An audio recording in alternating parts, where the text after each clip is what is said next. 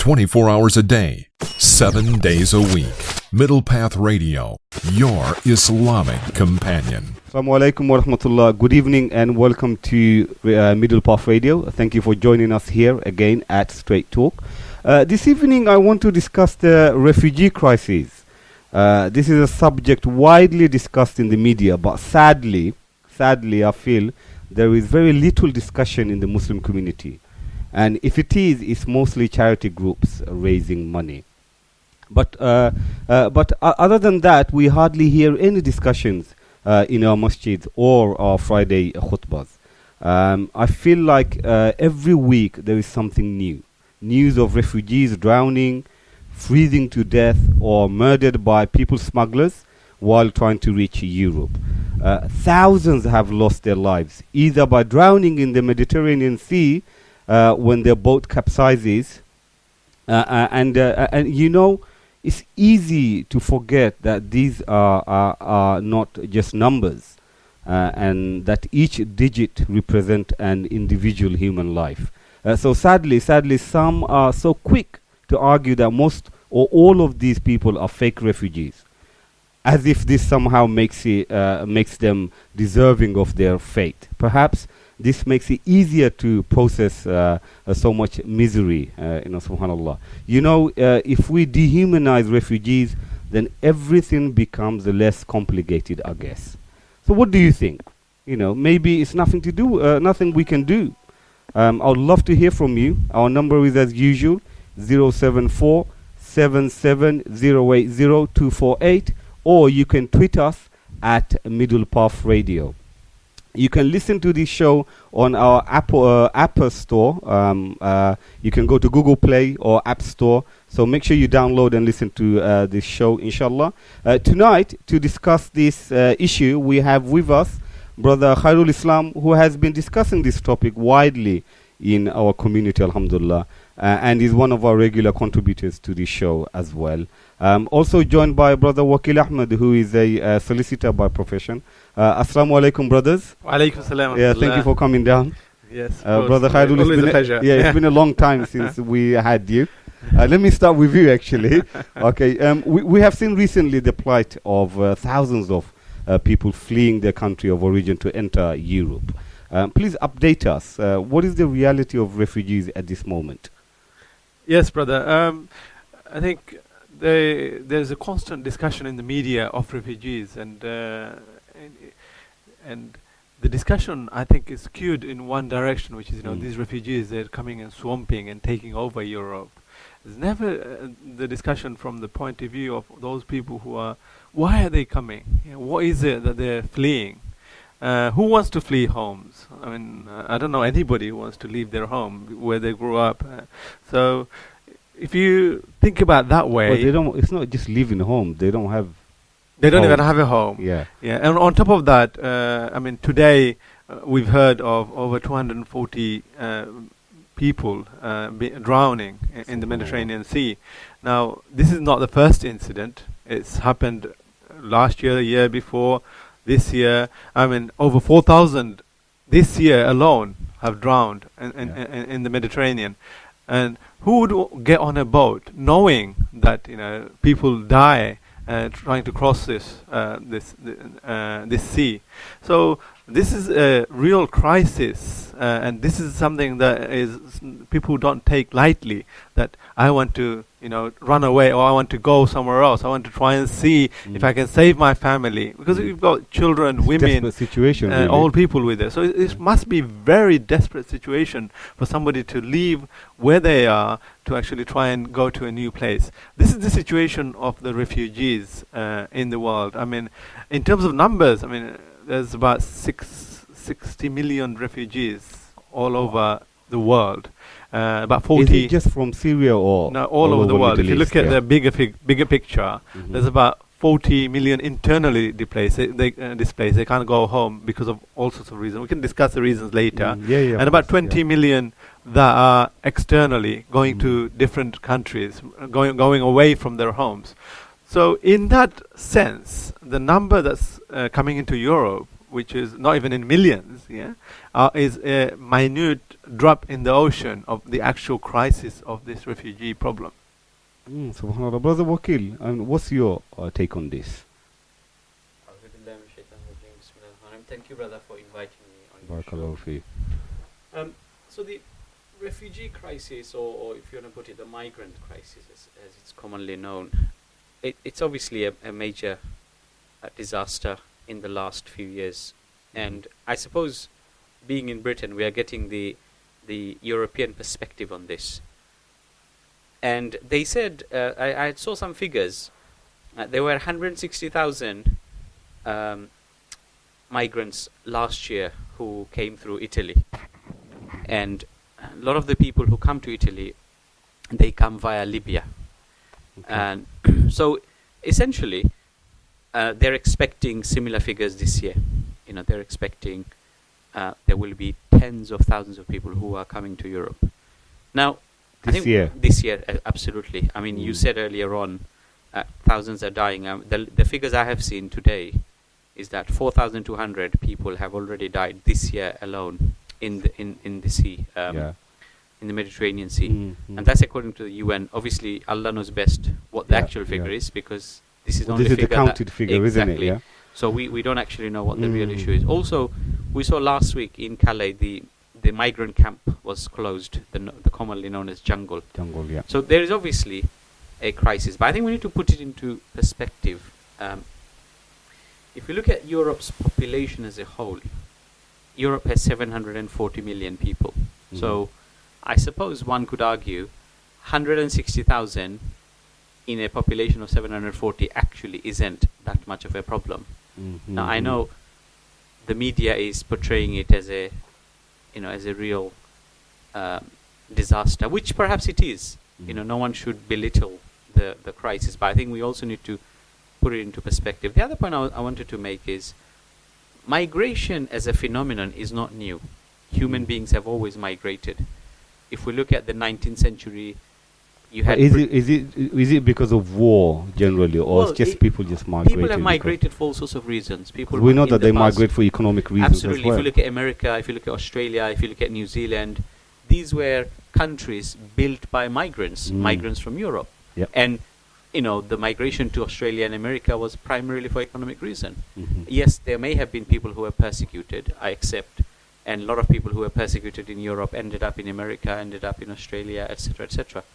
So I think we mustn't feel that migration is a completely new thing and somehow this has never happened. In fact, actually more people have migrated in the past centuries, i.e. more specifically 19th century and early 20th century, than today.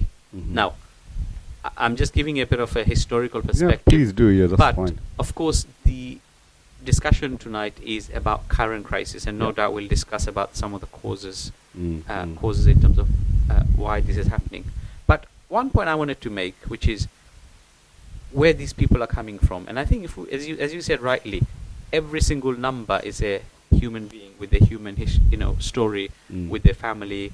I think we need to humanize it's not just digits, really, absolutely. Isn't it? Yeah. And David Cameron last year said people are swarming this country from France, as if these people are just like, bugs. Yeah. If you look at swarms around the country, what image do you get? You get image of, I don't know, well, they've been flies described as cockroaches as well, That's isn't right. it? So I think obviously the migrants are being dehumanized, but certainly from our perspective, if you look at the migrants, they're actually predominantly Muslim. Yep. They're coming from West Africa, which is predominantly Muslim. They're coming from Syria, Afghanistan, Iraq, Pakistan. So vast majority of these migrants are Muslim, and I think your Muslim listeners will probably have to think about that perspective as well, i.e. who are these people? Just like to say a few words about the dehumanization that's going on. You've already mentioned that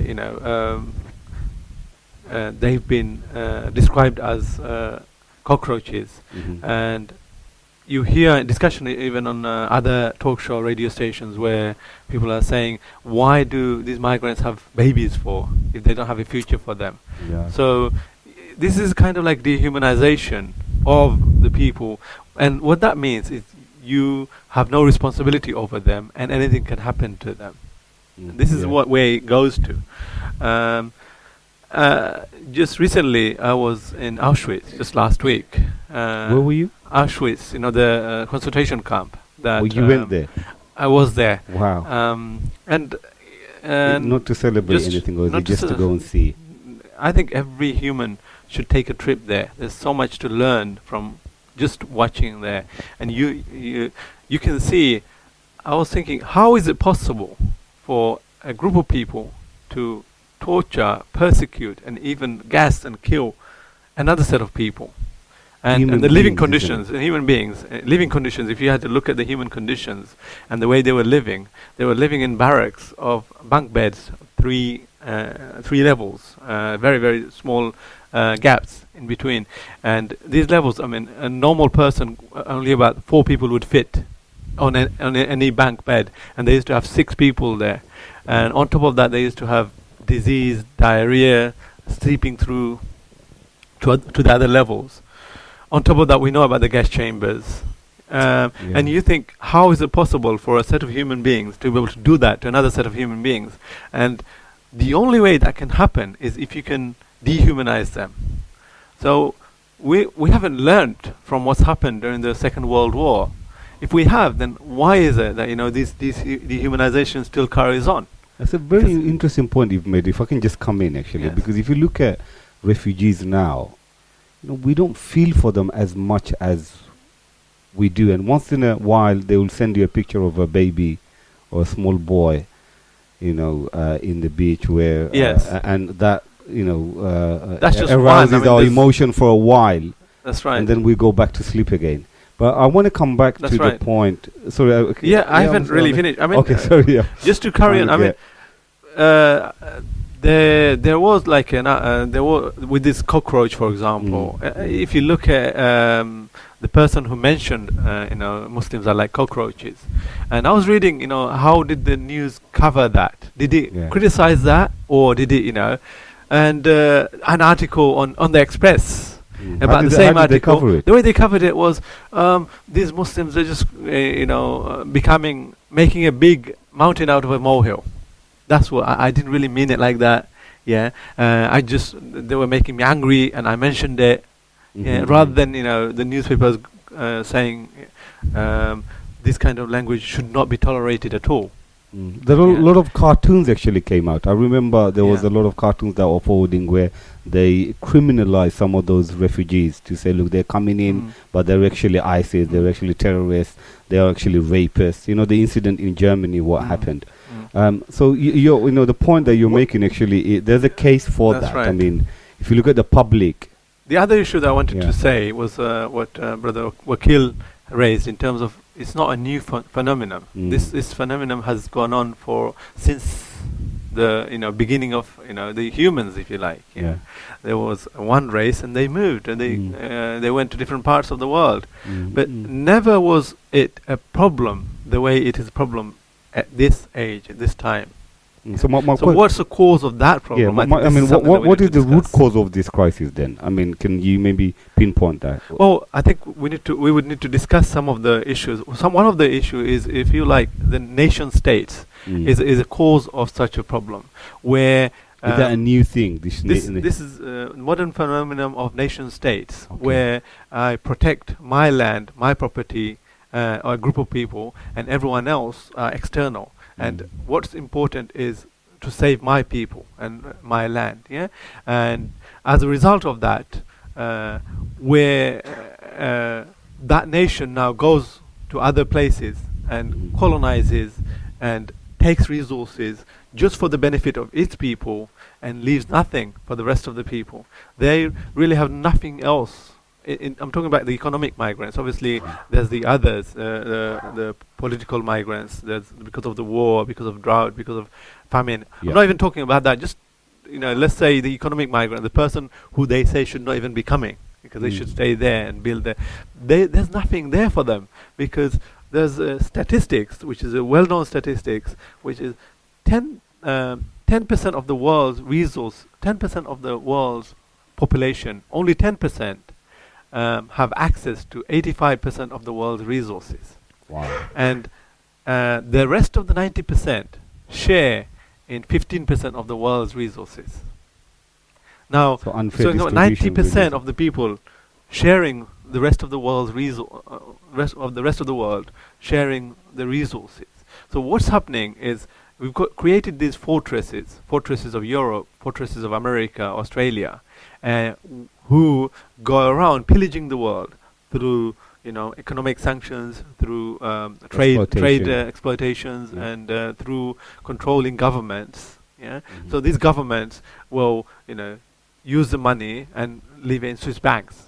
They won't even Are you talking about the governments in- of, say, Middle East, Africa? in These the are third world countries, yeah. so-called third world countries. Yeah. And so most of the resources are concentrated within certain areas. Mm. So it's natural for anyone, who's seen day in, day out, they're not trying to, they can't create a life for themselves or their children, to actually want something better for the future.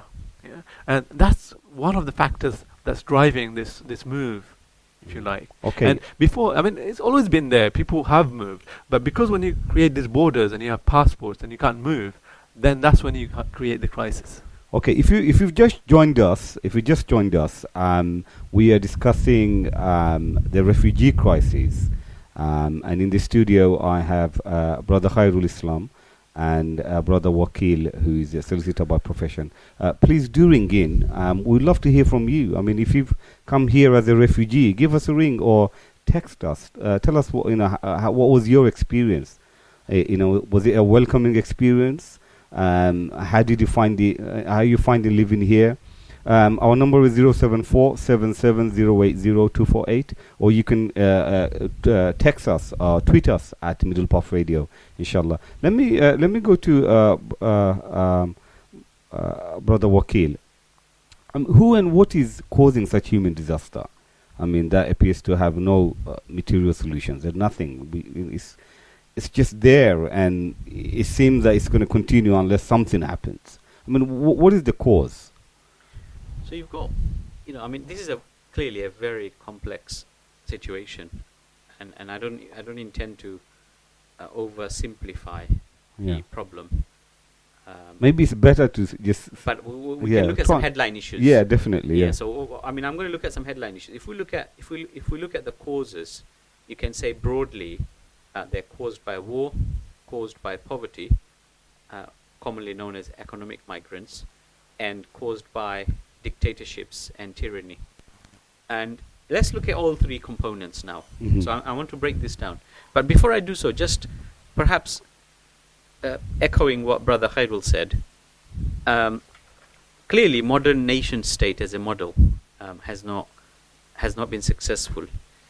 If we look at let's look at the economic issues. You've got a common term known as economic migrants. Mm-hmm. But these economic migrants, many would argue, are being created by the global capitalist order that's running havoc in this world. What do you mean by? Can you explain to our listeners? Because so what I mean by that is, obviously in today's world, modern world is a capitalist world order where the capitalist economic model that is being implemented pretty much across the globe. Do you mean, when you mean by capitalist, the Western so the model? Western free market economy. Okay. So that's what I mean, liberal Western free market economic model that's being implemented. Now, I must confess, I am no supporter of Jeremy Corbyn, so I don't want people to think I'm a Corbynite. I'm not a socialist, no. Okay. But I think people like Corbyn have a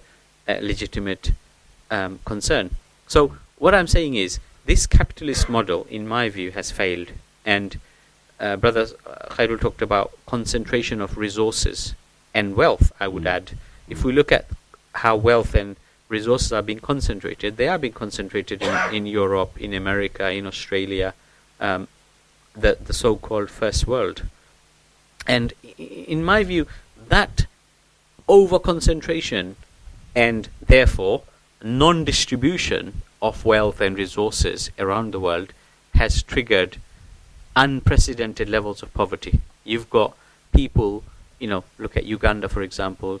you look at Afghanistan, you look at Pakistan, Bangladesh, around the so-called third world, you've got unprecedented levels of poverty. What we call abject poverty. In this country, if you've got someone who's poor, at least they're not going to sleep. I mean, we've seen food banks recently, but at least people are not going hungry. But in the Muslim countries, for example, you do have people who are going to sleep hungry. You can't blame someone would argue you can't blame the West, the Western government for the problems in Bangladesh or Pakistan. You have to look at the government there. That's right. Really. That brings me to the next point, which is dictatorships, because these things go hand in hand. War, dictatorships, and poverty are almost like the triple companions in this crisis.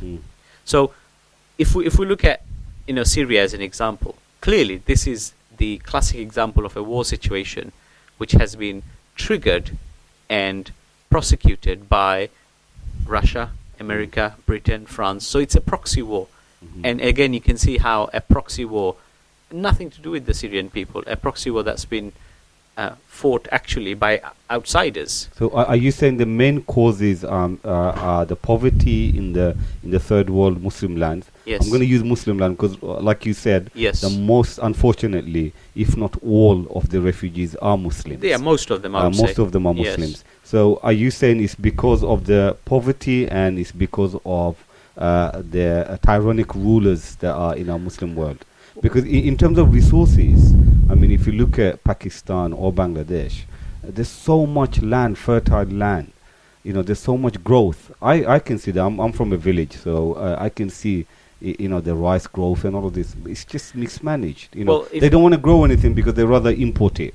I mean, if the triplets I described, the triplets of war, dictatorship, and poverty. If we look at the triplets, they come from a very they have an embryonic link, if I could use some biological language here.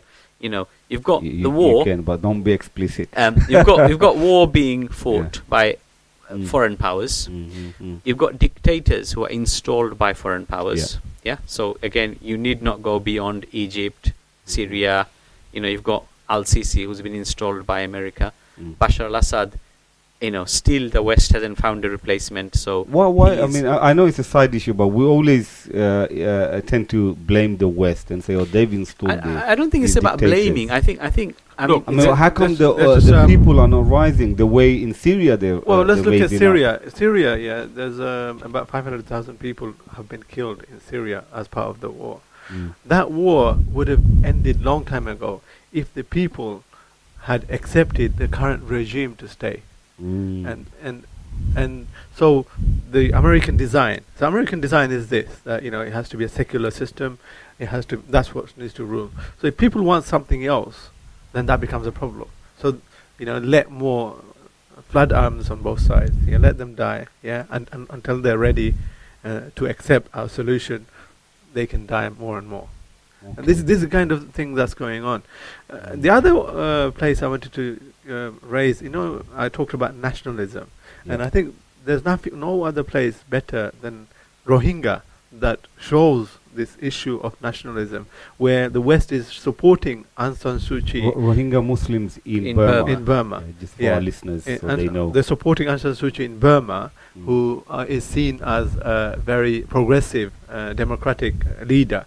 But in that country, there's systematic repression against the people who were born, lived all their life, long before, they've been there from the 15th century. Bangladesh is they're not recognized as Burmese, so they have no rights, no voting rights, no nothing.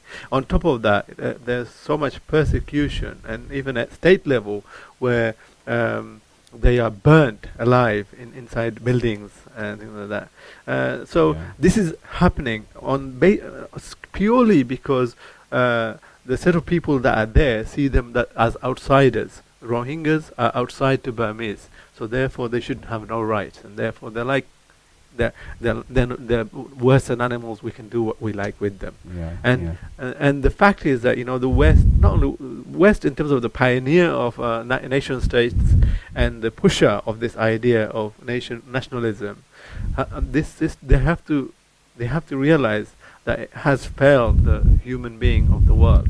It has managed. It has failed because what it does is it pitches one set of people against another, and it only tries to look after themselves. And if you think about it that way, that is the cause of even World War One and World War Two. Absolutely, yeah. That's a very And good it's not point. really a solution for mankind at all. Very good point. Brother Wakil, I'm sorry I did, I think I stopped you abruptly. But I want to say, why do Muslim leaders in our country evade the responsibility of addressing these crises?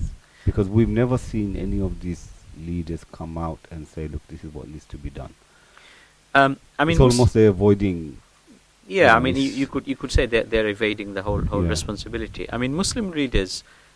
So I talked about the triplets of war, Yeah. dictatorship, Yeah. and poverty. Mm. I mean, very quickly, if we look at Bangladesh as an example, this is a classic example of a dictatorship of Sheikh Hasina, which was installed with the help of India, and therefore with the consent of countries like America, Britain. Now, I don't want to blame Well, the I mean, West that's- for everything. That's very, but- some would but- argue it's conspiracy. But what I was going to Is there say, really? obviously, it takes two to tango, as they say. Sheikh Hasina is corrupt to the core. And so when you've got a cocktail of corruption and foreign interference, you've got a perfect disaster. And that's why, I mean, of course, we can't park everything at the door of the West. Of course not. I don't think that would be fair. But at the same time, I don't think we can necessarily exclude foreign interference. I mean, that's well known.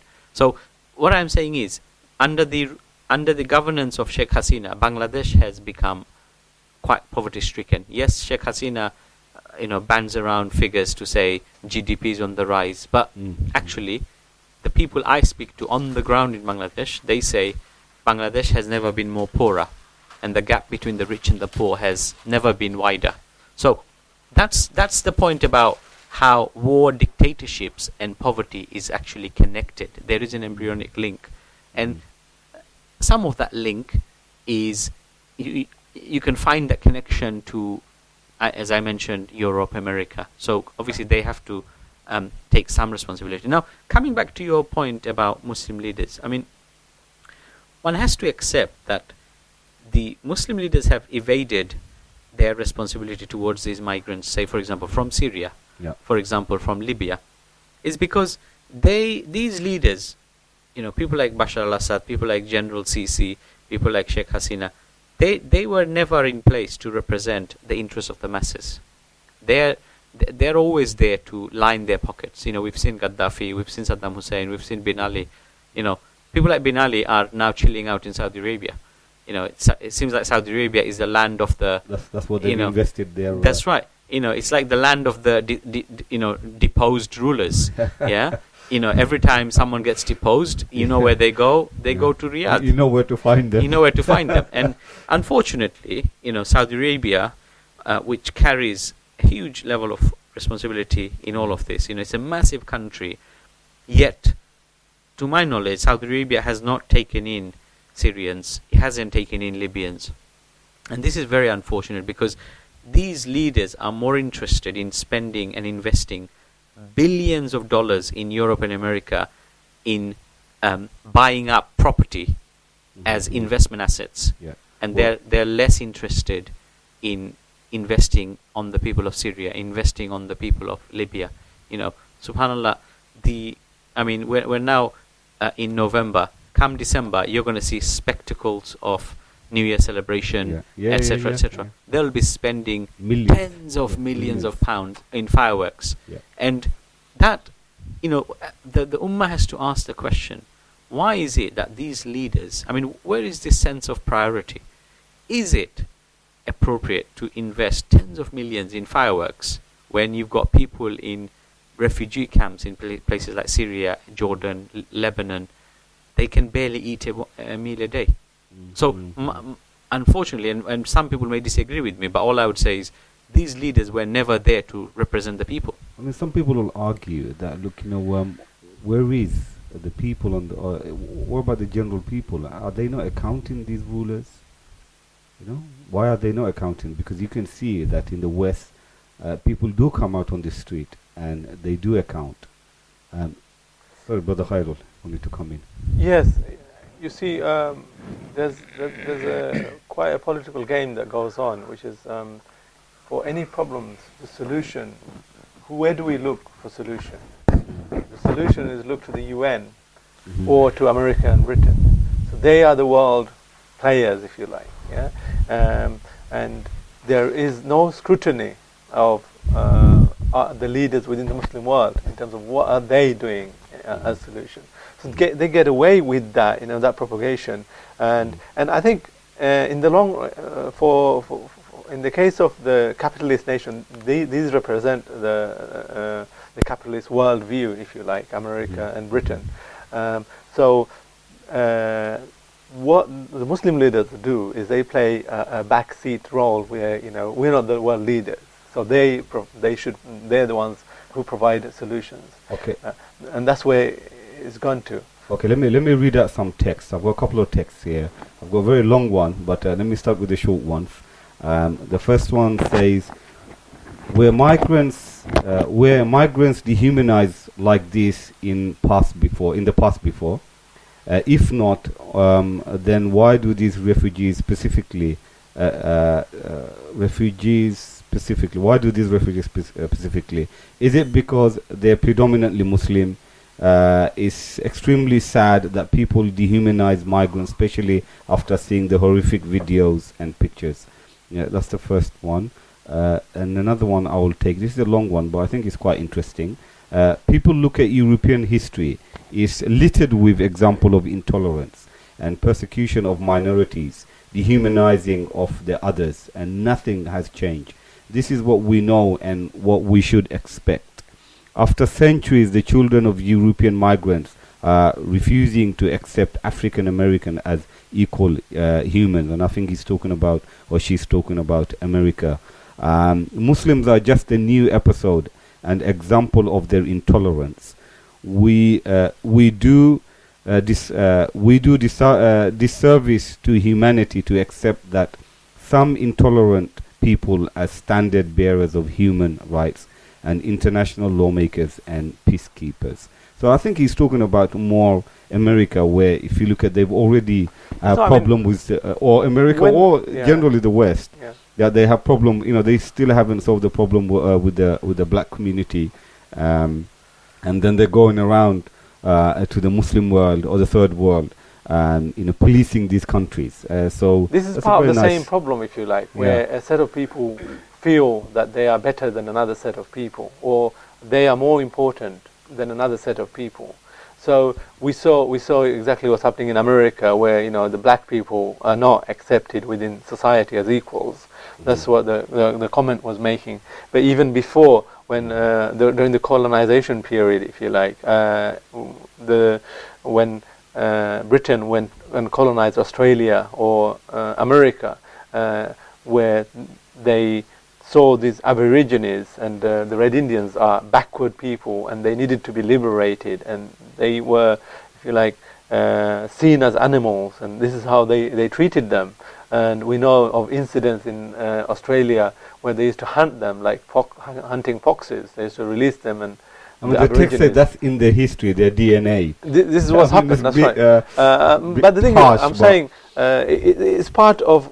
It's really when a set of people see themselves are better than another set of people. Yeah? When you divide people in terms of nation states, my nation is more important than another nation, another set of people. And that's exactly what Hitler did as well, and that's what I saw in Auschwitz as a result. So these things are as a result of this nationalism that's being portrayed and pushed. And the reason this is being pushed is because what it does is it allows the capitalists to compartmentalize people in little pockets, and it's easier for them to now, exploit the resources of those regions. Okay, my question will be, how will a genuine Muslim government try to address and solve this problem? Just before that, there's a couple of points I wanted to make. One of the things that's become a big issue also is how these refugees are played out in terms of the local politics in Europe or in Britain. So we saw during the Brexit there was a huge hoo-ha about Europeans coming and taking over jobs and resources. So what it does, it's a vote winner all the time. When you attack the other, these people, the outsider, and everyone knows that. All politicians use that. That these people, these boogeymen, they're coming and they're taking our jobs. That's one of the reasons they had the Brexit, isn't it? Because that was the main cause. That's right. And all of the politicians. Mr. Farage was that was his campaign. He doesn't have anything else to do now. And that helps in terms of winning elections, winning votes. And as a result of that, this is part of the picture that we must take. This is what's happening in Europe. Far right, winning. The rise of the far right at this moment, isn't it? You've been to Germany recently. Yes. What's the reality there? Sorry, another thing from Germany that we have to take is the Berlin Wall. Anyone, just like going to Auschwitz, I think the other picture, the other side of things, is the Berlin Wall, where straight after the Second World War, it was divided into two different countries, and the people uprose, and they took it down. They took this wall down. So people power, is that what we don't have in the Muslim world? Well, I think what we need to do is we need to realize that the borders that we have within us. This is part of the cause of the problem, compartmentalized. I mean, in history, I think we will maybe talk about it later. I do. This is what I want to go to, really. But, there hasn't been this kind of situation where a set of people required some resources and it cannot be delivered from another part of resources. They didn't have to leave their home to go to another part to get these resources. So hold that thought. So basically you can discuss the history. This is what I want to discuss, really.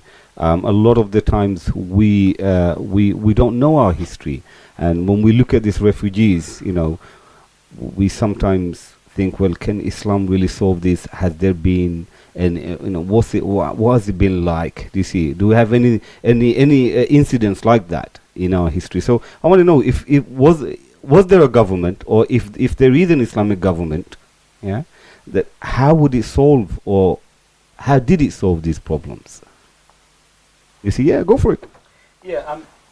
I mean, I talked about earlier about the lack of responsibility on the part of the Muslim rulers. But I also started off this session by saying migration is no new concept. If we look at Islam and we look at Muslims, our calendar is the Hijrah calendar. And it is based on the Hijrah of Prophet Sallallahu Alaihi Wasallam. Hijrah, the migration. Migration from Mecca to Medina. And it happened nearly 1500 years ago now. And if we look at the Muslims who migrated, I mean, Islam, you could argue, was built on migration. Islam, from its weakness in Mecca to a statehood in Medina, was built on migration. And when Muslims migrated, obviously you had the earlier migration to Abyssinia, when Muslims were weak.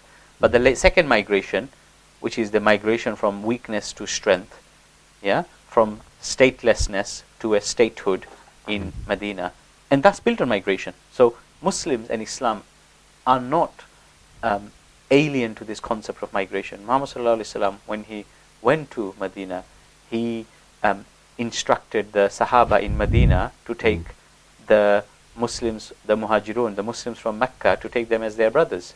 So, to be fair, Islam is not completely alien to this concept of migration and immigration. Now, in my view, there can be, from our perspective certainly, or from my perspective, there can be three types of migration. You've got Muslims to Muslim countries, you've got Muslims to non-Muslim countries, and you've got non-Muslims to Muslim countries. Now, in terms of historic precedents, of course there are plenty of examples. We only have to look at the Ottoman Khilafah for tons of examples. I was doing some research earlier on, and if we look at the unfortunately the Jews, I was reading an article from Jerusalem Online, and they were saying Holocaust was disaster, but before the Holocaust, the Spanish Inquisition of the Jews in 1492 was a similar Holocaust. You had people, the Jews were Persecuted, yeah. persecuted and Was it driven just out the of. Jews or Well, just the the re- Muslims, of course, yeah, Muslims yeah. as well. But the Jews. I mean, I wanted That's to when talk the about. Christians took over. That's right, and I wanted to talk about the Jews here Spain because from the Muslims. absolutely. Sorry, just a background for our yeah, I listeners. mean, so. those of us who have heard of Spanish Inquisition, in 1492, the Jews were driven out from Spain by the Spanish Inquisition, and what happened to them? They went to the Ottoman Khilafah. You had Sultan Bayezid II. He took the European Jews, and The he actually, refugees. absolutely, they were the refugees of the time, and he actually had an active policy of encouraging Jews to come and settle in Turkey in those days. Now, this was not a ruler who was describing them as swarms of people coming to invade Turkey. In fact, he actually had an active policy. So, because Islam allowed these Jews to come into Turkey, the Jews actually are quite clear. They say the Jews had the golden age under Islamic rule.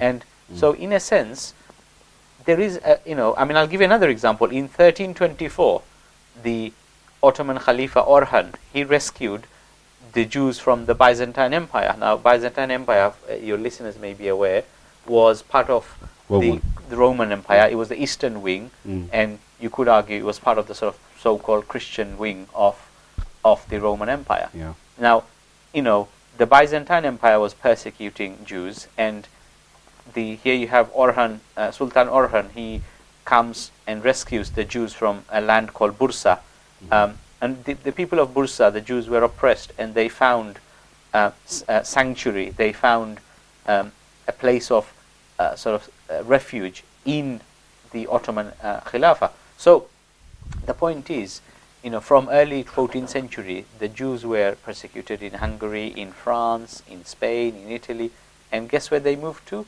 They moved to the Islamic lands. So, in a sense, there are loads of examples. I mean, this is not. I'm not giving revelation. Yeah, this is all in the books of history. I'm sure our listeners can do a lot of their research. But I think in terms of precedents, I would say there are plenty of examples in history where Islam actually accepted migrants from other races, from other religions, with open arms. And in fact, those migrants settled, and not only did they settle, they flourished. Now, why that happened? Well, it happened because of Islam, because Islam is not inherently racist. Islam is not inherently anti-immigration. Islam actually welcomes other people when they are in need of help, when they're in need of refuge. And in such circumstances, Islam does not look down on those people. Well, Brother Wakil, someone can argue, are you saying liberal values or Western secularism is somehow linked to racism? You see, or are they inherently racist? I think this is one of the texts that came in. I think because this is very difficult to digest. We have two Muslim panelists here who are saying, "Oh, this Western thing are racist." Someone can say, this democracy or secularism is working in progress. They recognize that this is an ill in the society, and there are those people, like you said, that lady, she made the comment that there's cockroaches and whatnot. But you can see these are just minute one or two people who are, is given those voice. How would you argue that? Because really, this is a Muslim show, and we can discuss the Islamic view, but I think we obviously need to draw comparisons. Now, in terms of whether look, one of your text messages earlier said Europe has had a history of racism. That is true. No one can deny the fact that Europe has historically had a problem with racism. And one only needs to look at the 60s and 70s in the UK and the 50s and the 60s. I've experienced racism, absolutely. And that was 80s. Well, absolutely, everyone has. The P word was a regular thing, I think, even when the N word was, even in the playground, this was a common N word and the P word, something that we've been brought up with, really. But to be fair to the ruling class of Europe, maybe let's talk about Britain, they have made a lot of effort to eradicate racism in places of work. So, for example, they have brought in equality measures. So the government brought in the Equality Act 2010 in this country to deal with things like discrimination, things like racism, things like sexism, and what have you. You have to give credit where they do make an effort. But the point I think I would make is that whilst the government does make sincere effort to sort out and root out racism. Don't know about sincere, but obviously they are making effort. Some effort. Yeah. But the point I wanted to make is, I think man-made ideologies, I think, inherently fail to deal with these things. So, for example, the law says, an employer is not allowed to be racist towards an employee who's a foreigner. So, let's say a Syrian who comes into this country legitimately. Or European. Forget about the Syrians. Even European, like the Polish. That's We've right. recently seen the attack on the Polish. Poor Polish builder who comes in. The law says the employer is not allowed to be racist towards that person. However, one doesn't know what is in the heart and the mind of the employer. As long as the employer plays by the book, even unfortunately we see people who are, I have clients who are victims of discrimination at work, and the employer has been very clever in how they have conducted themselves so that they actually don't fall foul of the law, but at the same time, so we have a saying, you kill the snake and you don't break the stick. And this is a common Bengali saying. The employers are so clever that they can sometimes protect themselves and not appear to be racist, but at the same time conduct themselves in some discriminatory, in a subtle way. And to be honest with you, it's very difficult sometimes in the courts to prove that someone's been discriminatory, because the evidential burden is quite high. You just remind, I'm going to interrupt you, because you've just, sparked a thought in my head. And you find that, in the office, you find people, they're very mature, and the language is very professional, the F word and the B word and the C, nothing comes out. But Friday night after work, when they're in the pub, these guys with ties, suited, booted, the F word and the B word is flying everywhere. So what you said is actually, strikes a chord in terms of the discussion, that how people can control their tongue, and you don't really know what's in their heart. And I think that's going back to Brother Khairul, where you made that, look, nationalism is the cause of sectarianism or racism. So the Polish people coming in, it's because they're white in color, they blue-eyed, everything, but yet they have a problem with these people because they're from Poland. So I think that's a very important point that you've made. I think the point, liberalism allows these kind of ideas to flourish, and therefore it is kind of you can have racism. Hitler didn't come somewhere else. Hitler came within a democratic election. He came to power. And we know what he did in terms of extermination. And what I'm saying is this is no different. It can happen again. These kind of things happen again. When a set of people looks at the world from a viewpoint of, I'm more important and the people around me are more important than the other. And that's where modern liberalism actually has failed in terms of solving the issues. In terms of migration of people, you don't even have to go that far to the Spanish Inquisition. Look at the Second World War. The First World War, the migration was the other direction. Only 50 years ago, during the Second World War, you can look at pictures and you can see exactly the same pictures, the same camps in Egypt or in Turkey, places like that, where it's not the Muslims but the Europeans who went there as a way of saving themselves from the war in Europe. So I would take a slight disagreement in the sense that some would argue that perhaps liberalism in itself perhaps doesn't promote racism. That concept, the concept, because if we look at the books and the laws, certainly they make a fair attempt, and I say the word attempt, to root out racism, discrimination, etc. I know we're talking about migration. But there's a concept of accountability there. That's right. There's always someone accounting. That's right. That's the point that a lot of our listeners will find it very difficult to digest, especially when we say, this liberalism is completely failed. I think the concept is there, But I But think the point it I is was workable, making, yeah. that's right, is it workable? That's probably the question. So the point I was making is, of course, you've got mechanisms, the courts, and the law-making process designed to tackle racism, discrimination, etc., especially towards foreigners and migrants. But the point I was making is, I think the problem is inherent within any man-made ideology, and we need not just look at liberalism. We can look at communism. We can look at socialism. All of these ideologies, because they are man-made ideologies, they inherently suffer the problem of being accountable to man only. And when you're accountable to man only, you can escape what I would say to that accountability. even is, if it's only those people who manage to get into the castle, into Fortress Europe or the Yes, UK. yes. Outsiders have no rights. So even if you look at the garment industry in Bangladesh, Yes.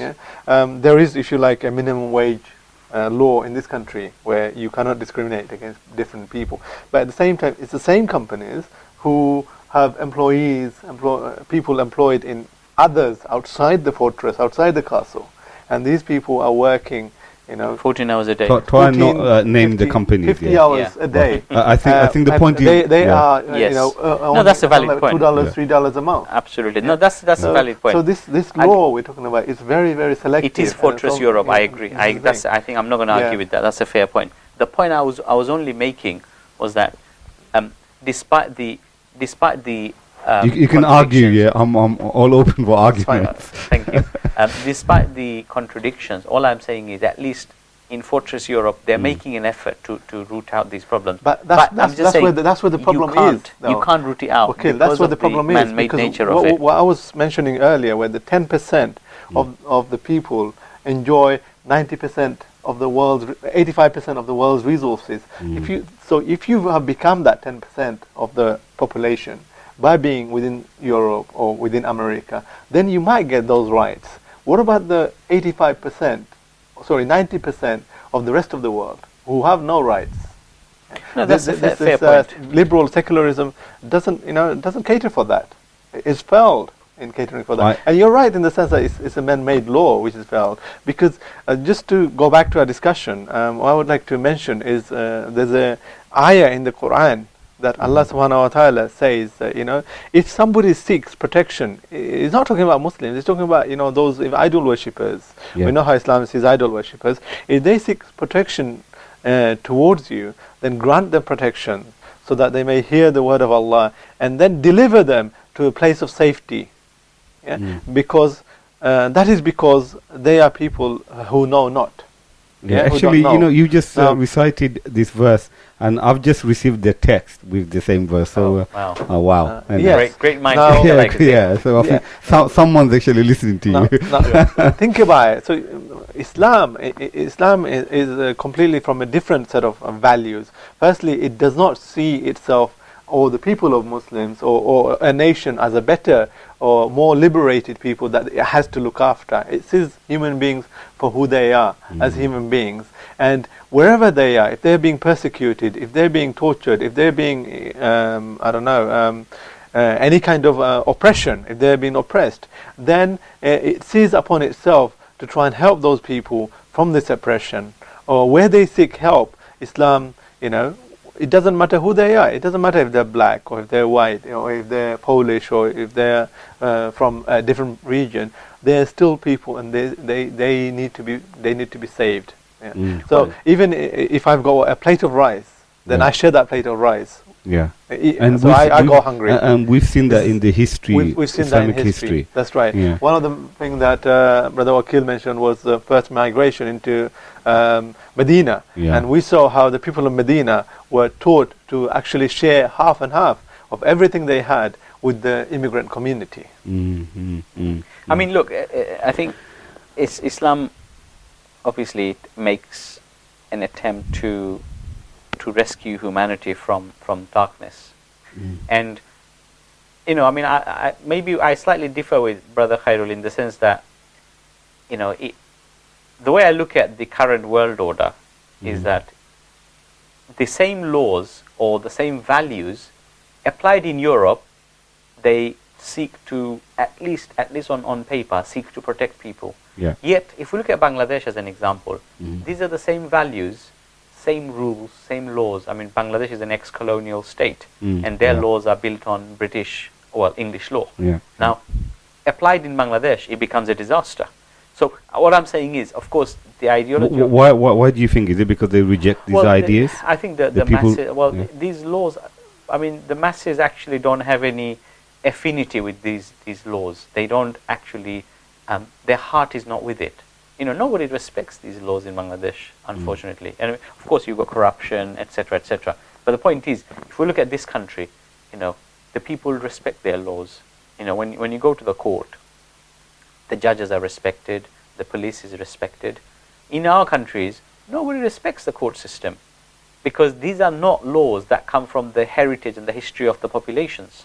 So the point is, maybe credit to be given to some attempt in the West where politicians do try to sort things out. Look, the reason why... But it doesn't always work. The life in the West, the beautiful life, everyone's comfortable, that life, for it to be sustained... The land of plenty, I always use. It requires Bangladesh to be the way it is. Yeah. And the Western world, and the third world to be corrupt, to be failed states. It requires that. It's part of the whole scenario of how the Western world keeps the rest of the world subjugated.